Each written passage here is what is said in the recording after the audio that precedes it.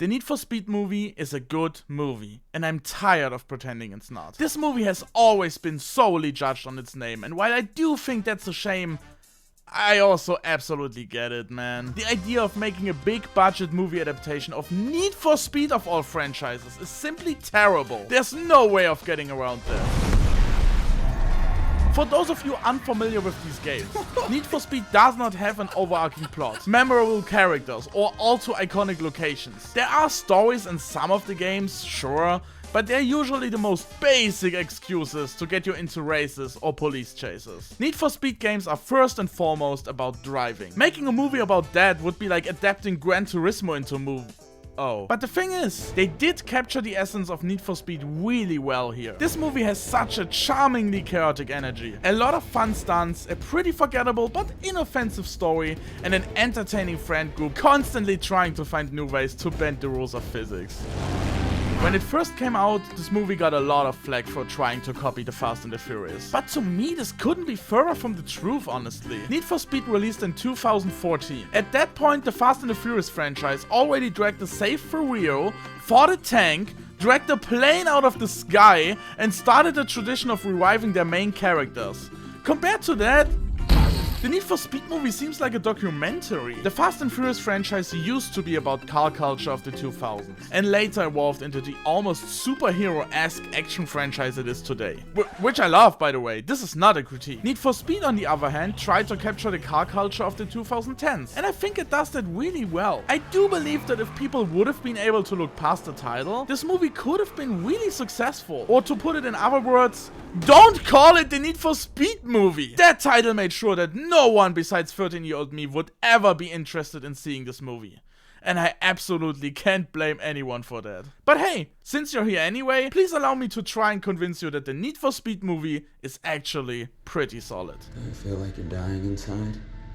Yes. It's cold in here. The Need for Speed movie more or less adapts the story of Need for Speed The Run, which went like this. Here's a manufactured reason for the main character to drive to the other side of the US. I won't really get deeper into it because I obviously don't want to spoil the dramatic twist for you. And I'm honestly terrified that everyone will turn off the video once I start explaining this generic ass plot. This movie is not about the plot. It's about the friends we made along the way. Literally, because there's two things carrying this movie. The pretty impressive stunts and this group of buffoons. What did you all of a sudden go to college for? Wow, what a really ignorant thing to say. Their chemistry is so entertaining and it really feels like hanging out on a Need for Speed server with a bunch of friends. Which I never did, but they look like I've always imagined having friends would be like. So why are we talking about the side characters first? The two main characters are...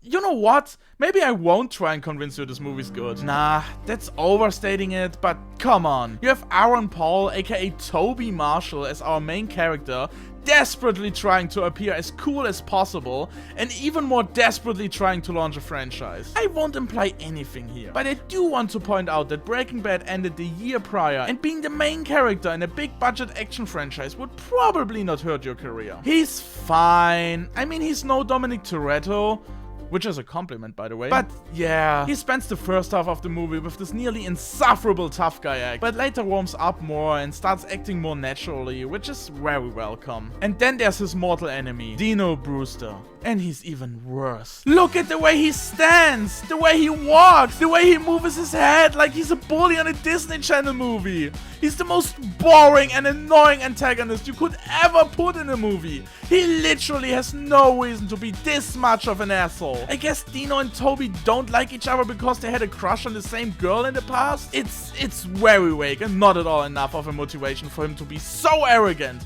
that he baits Toby and his wife's little brother into an illegal street race that he then loses. But of course, Dino's way too cool to accept the loss. Instead, he purposefully rams his brother-in-law, causing his violent, fiery death, blaming it on Toby, lying to his wife, and then publicly taunting Toby about it. What an amazing character, God! It's so sad because Dominic Cooper seemed to have a lot of fun behind the scenes, but boy does that not translate to the actual movie. I would be more willing to accept this if the entire movie wouldn't rest on their rivalry. Rivalry? Rivalry? I'm German. This is This is a bullshit word, my god. Because Toby wants his revenge. Drives across the entire USA to take part in an elite street race. Just to push him off the road and leave him to his death. But of course, he decides against it and even saves Dino in the end. What a Disney Channel level of a plot, my god. And before we're getting to the good stuff, we have to talk about Dakota Johnson's character in this. Listen, I like Dakota Johnson, but she should definitely sue her agent. The Need for Speed movie,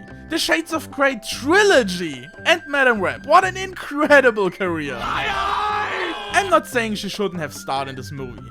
I'm saying she unfortunately played the worst character. She plays Dino's wife, has absolutely no agency of her own for most of the movie, solely acting as the object for the male characters to fight over. And even though she knows her husband is a manipulative asshole and constantly lying to her, she never once questions his version of what went down that day. It took her 2 entire years to get suspicious enough to actually look into it. And you know how she discovers the truth? By looking at Dino's Google Drive for literally 10 seconds. That fucking moron not only kept the car in a garage, but also pictures of the car on his work computer for absolutely no fucking reason at all. Of course she breaks up with him. He did kill her brother after all. But since she's only the female side character, she doesn't even get the honor of breaking up with him on screen. Nah, that honor belongs to the male main character, who presents the breakup as his personal victory. Disgusting. Julia. Oh god, please let's talk about Julia. Because for what this movie is, Julia is a pretty good character. You are crazy. She's working for a high-class car dealership. That's why she has to accompany Toby in the first place, to make sure he doesn't destroy that precious Mustang. Oh, it's apparent that she's really good at her job, seeing through the egos of fragile, pretentious men with ease. She knows her way around a sports car, even gets her chance to show off her impressive abilities in the biggest action scene of the entire movie, but is still allowed to be obviously less experienced than her male colleague, because he's an actual race driver with decades of experience. If she'd be as good as him without any explanation in the movie, this scene would be less impressful and impactful. She unfortunately ends up being just another action movie love interest who's not even allowed to be active in the big finale. But to be fair, all the other characters are doomed to just watch and cheer as well. So yeah, it's all about Toby. Great. Don't get me wrong, I wouldn't praise the Need for Speed movie for being a misunderstood feminist masterpiece, but for what it is, you know, the bar is low, and I genuinely love that she gets some moments to bond with the rest of the team. Their chemistry immediately jumps over to her and brings this dignified woman down to their level. There's also no unnecessary comment about her being a woman. She's just immediately part of the group, and I really enjoy that. And that group, man, what a delight. Dear Anita, nothing is sweeter than Anita. I really Anita. I just came up with that just now. Oh, and Michael Keaton is in this movie. He's kind of moderating the entire movie, and you could pretty much cut him out entirely without the movie changing the tiniest bit. He definitely recorded all of his scenes in like 3 hours max, but I do kind of enjoy him being here. Did he get blackmailed into starring in this movie, or like, what is this? Daryl, have your parents ever smacked you upside the head? See, this is a case where sometimes you just need to be kids. The action in this movie is so stellar. Besides one scene, it feels so good, and you can really tell the amount of passion and effort behind the scenes. It reminds me of the classic 70s and 80s action movies my dad made me watch for so long, I actually started liking them. I really hate the fact that I will one day make a video about Knight Rider and Convoy. God, this movie is so creative. I love how the action escalates more and more. The most absurd thing that happens in the first race is destroying the entire livelihood of a homeless person. Not really fun, not gonna lie. Cut to 90 minutes later and there's a car hanging from a helicopter. But it fortunately never jumps the shark, or jumps the bridge and lands on the windscreen of a car, as I like to call it. The movie feels real? Over the top and somewhat fantastical, sure. But still grounded and, yeah, real. Which is good, because it's not like you're driving around with tanks and jets in your average Need for Speed game. Well, at least not without modding it. Thinking back to all the Need for Speed games I played so far, which is mostly the bad ones, not gonna lie, this feels like an accurate depiction of these games. The only thing missing are the police cars crashing into a concrete wall at 300 km/h for absolutely no reason at all. There's even a line in the movie about the top speed of standard police cars and that they have no chance of catching up. That would never in a million years happen in the game. Oh my god! Oh my god! But as a big fan of the games, it's honestly really fun to see how the police apply some actual strategies instead of just ramming you into oncoming traffic at full speed. And thank God they did, because otherwise Toby could have never even dreamed about beating that guy in the Bugatti. His original plan was to win the race in a Mustang, which, like, sure, buddy. I don't know a lot about cars, but I know that's a hell of a thing to try. Oh, by the way, what color is your Bugatti's wheels? Because that guy can't seem to make up his mind about that. Anyway, the score is really damn good. It's very entertaining and underlines the action even more, making the dramatic scenes feel more intense and the chaotic scenes even more fun. But there's unfortunately one scene that tries really damn hard to undermine what the rest of the movie has going for it. In the final race, 5 race cars are approaching a forest and the police, that has already eliminated one of them, tries to stop the rest. But oh no! There's a school bus in front of the street racers, even though the police blocked all the roads! No! Kids are in danger! The scene is so tense and not at all goofy! There's one police car coming from the opposite direction, because it's probably a really great strategy. Oh no! Will someone crash into the school bus driving through the woods on a blocked road? No! Don't worry! The cop car will obviously dodge the oncoming racers and head for the very conveniently parked tow truck that, of course, instantly explodes so that the now burning cop car is launched directly into one of the racers. What a scene! I just rediscovered that while editing, but PT Steph never really made any sense to me, like logistically. First of all, he crashes and then he flips and rolls and loses his momentum like 3 times. Like, look at here, he clearly runs out of momentum, but then it cuts to this shot and he just has momentum again. Like, he flips for so long and it's kind of poorly edited. But the bigger problem is that, like, he crashes in the middle of the bridge and then he flips and rolls and then Toby makes like a full break, turns around, drives to the other side of the bridge, and there's PT's car. Like, isn't PT's car on the other side of the bridge? I like, it's more or less a nitpick, I guess, but I never really understood how that's supposed to make any sense. Okay. I finished my little rant, so let's have a closer look at why this movie works so well for me, by talking about one of my favorite scenes. Dino put a bounty on Toby's head, causing some maniacs to chase him and Julia through some pretty unforgiving terrain. And unfortunately, Toby and Julia switched seats during the night, so he can relax for a while after driving for like 36 hours straight, putting her in the unfortunate situation of navigating this mess. This scene not only causes a fun but kinda stupid car crash to occur, like cool power move on Julia's side, but dude, has no one ever explained the concept of brakes to you?